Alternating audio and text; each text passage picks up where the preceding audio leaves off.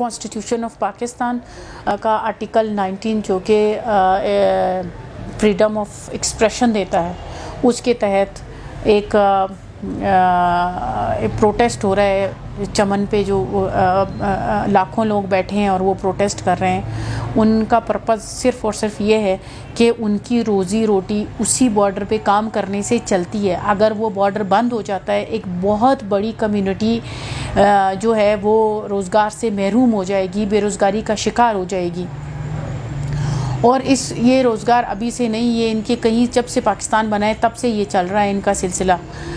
तो अगर वो अफेक्ट होंगे इससे, इसमें कोई दूसरी राय नहीं है। अगर वो प्रोटेस्ट कर रही है और फिर मीडिया जो पाकिस्तान का मेन स्ट्रीम मीडिया है, अगर वो उस पर खामोश है, तो ये इस मीडिया की फ्रीडम पर सवालिया निशान है।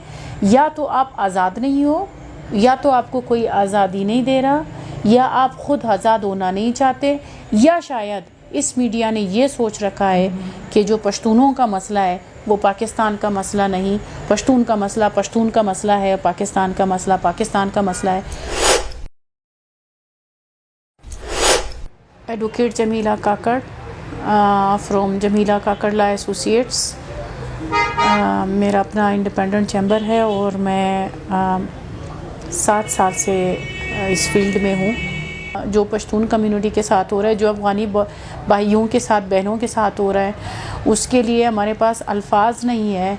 और कुछ चीज़ें होती हैं, कुछ चीज़ें नेचर भी अपना जवाब देती है, हर चीज़ का नेचर भी रिएक्ट करती है। इसी तरह ये चीज़ें भूल नहीं पाएंगे कोई कभी भी, अफ़गानी लोग भी कभी भूल नहीं पाएंगे, पश्तून भी कभी भूल नहीं पाएंगे जो कुछ हो रहा है और जो कुछ होने वाला है और जो कुछ हुआ है पश्तूनों के साथ।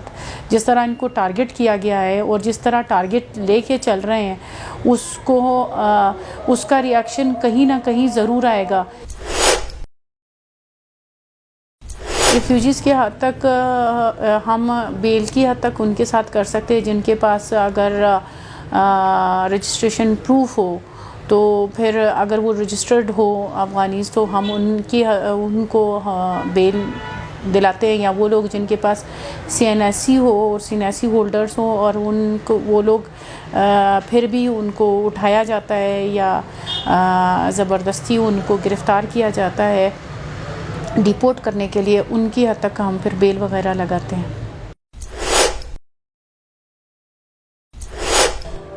रिपेट्रिएट कर सकते थे, बहुत अच्छे तरीके से भी कर सकते थे। हमारे भाई थे, बरसों सदियों हमारे साथ रहे हैं। वापस जाने का इनका अमल बहुत खूबसूरत हो सकता था, लेकिन जो तरीक़ाकार अपनाया गया और जिस तरीके से उनको रिपेट्रिएशन पे मजबूर किया गया, वो बहुत ही तकलीफ़देह हैं।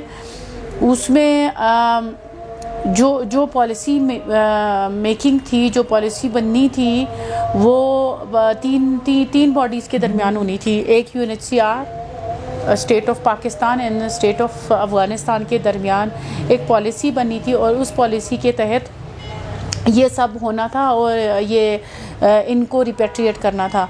लेकिन पाकिस्तानी स्टेट ने जिस तरह बहुत जल्दबाजी करके एक फ़ैसला लिया, एक तरफ़ा फ़ैसला लिया, उससे जो ह्यूमन राइट्स की जो वायलेशन हुई, तो उस चीज़ से सफ़र जो हुआ वो आम बंदे ने किया। वो कैसे किया कि रातों रात उसके घरों पे छापे मारना, रातों रात उसको घरों से घसीट के निकालना, उनको ज़बरदस्ती गाड़ियों में डालना, वो एक अलग अमल है। कुछ रह गया, कुछ ले गए, ये एक अलग अमल है। उसके ऊपर दूसरी बेहिसी जिसके लिए मेरे पास अल्फाज नहीं है कि किस माइंडसेट के तहत क्या सोच के आप लोगों की करोड़ों की जायदादें कोड़ियों के दाम ख़रीद रहे हो, क्यों? और क्या शरीयत में क्या ये चीज़ है? क्या जब माजिर और अंसार थे, क्या वो चीज़ आप भूल गए?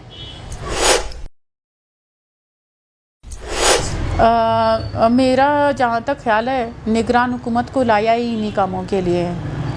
और यहाँ कोई जमहूरियत तो है नहीं, डेमोक्रेसी तो है नहीं पाकिस्तान में। तो निगरान हुकूमत को इसीलिए लाया गया है कि आपने भाई ये गाड़ी है, हम आपको बिठा रहे हैं, आपने इस स्टेशन पर पहुँचना है। और निगरान हुकूमत का कोई काम नहीं है, पीछे जो करवा रहा है उन्होंने पहले से ये सारा प्लान किया हुआ था और ये उस प्लान के मुताबिक चल रहा है और ये चलेगा। मेरे पास अल्फाज नहीं है। जो कुछ हो रहा है इस मुल्क में, चाहे वो कराची में हो, चाहे वो बलूचिस्तान में हो, चाहे वो पाकिस्तान के मुख्तलिफ़ इलाक़ों में हो, जो पश्तून कम्युनिटी के साथ हो रहा है, जो अफ़गानी भाइयों के साथ, बहनों के साथ हो रहा है, उसके लिए हमारे पास अल्फाज नहीं है। और कुछ चीज़ें होती हैं, कुछ चीज़ें नेचर भी अपना जवाब देती है, हर चीज़ का नेचर भी रिएक्ट करती है। इसी तरह ये चीज़ें भूल नहीं पाएंगे कोई कभी भी, अफ़गानी लोग भी कभी भूल नहीं पाएंगे, पश्तून भी कभी भूल नहीं पाएंगे जो कुछ हो रहा है और जो कुछ होने वाला है और जो कुछ हुआ है पश्तूनों के साथ। जिस तरह इनको टारगेट किया गया है और जिस तरह टारगेट लेके चल रहे हैं, उसका रिएक्शन कहीं ना कहीं ज़रूर आएगा। कभी ऐसा दुनिया एक सिमत में नहीं चलती, हवा एक सिमत में नहीं चलती, कभी रुख बदलेगा। तो क्या जब कोई रिएक्शन आएगा या कभी अगर हमें कोई रिएक्ट करना होगा तो, और जो कि नेचुरल है, तो क्या इसको फिर कोई जस्टिफाई कर पाएगा?